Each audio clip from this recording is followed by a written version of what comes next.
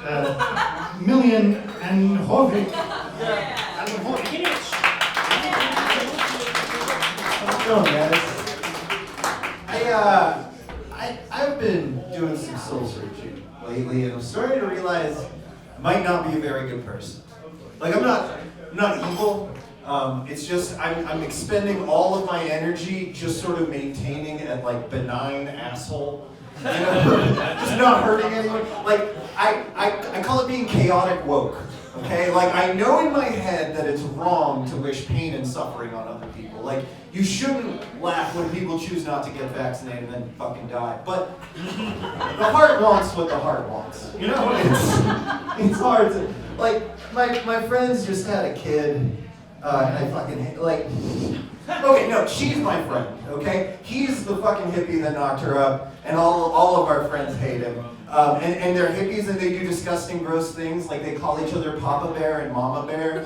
You know, gross, yeah, like, ugh. And they call the kid Baby Bear. And it's just, we're all, you know, joking about how any day now she's gonna come home and find some random blonde sleeping in her bed. And it's gonna, but yeah, like, oh, it's gonna be just right. Baby Bear was born like 2 months ago or so. He was born like 14 days or so after his expected delivery date. This kid's 2 weeks late to his own birth. No job.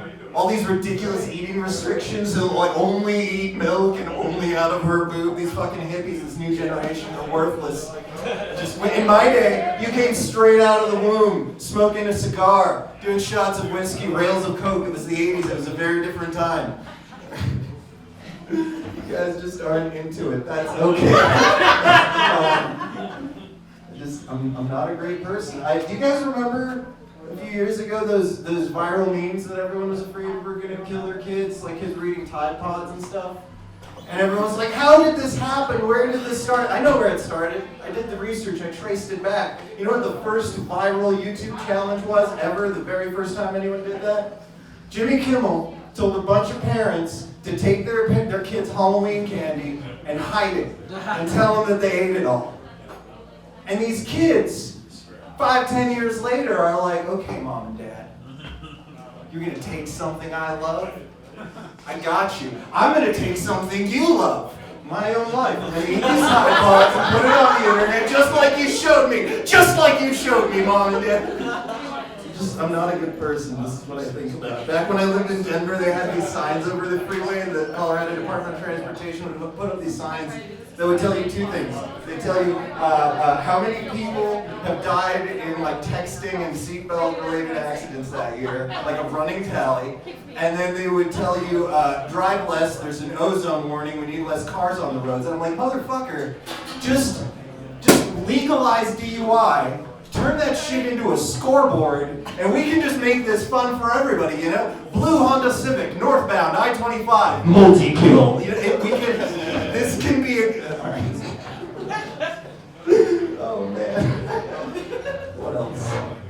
I was born in another country. I've never really felt like I belonged anywhere.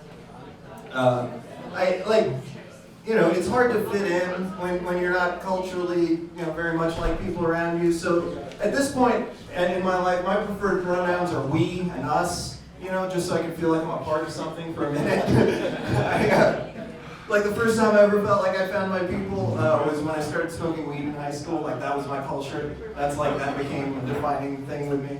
I would, and it was weird when weed became legal because it was taken from us, you know. I felt when I walked into the first time I walked into a legal weed store, I felt like one of those goths or punks, you know, from the 80s, the first time they saw Hot Topic. Like, what the fuck is this?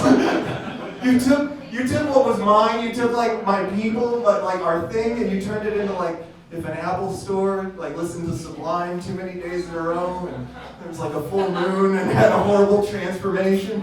Oh, it's awful. The worst thing about legal weed is now I don't know anyone who sells mushrooms anymore. If I want to go camping, I have to like go find some actual criminals, or worse yet, deadheads. The Grateful Dead is like the musical equivalent of if someone came up here tonight and just told you setups for like 2.5 hours straight. No punchlines, just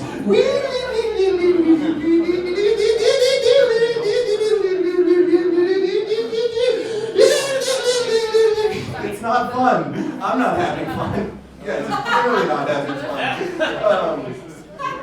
You think now that it's actually the end of the world as we know it, you think that guy from REM finally feels fine? Are you happy now, Michael Stipe? Is this what you wanted? Leonard Bernstein. All right, give it up for your host, Phil. Thank you guys for your attention.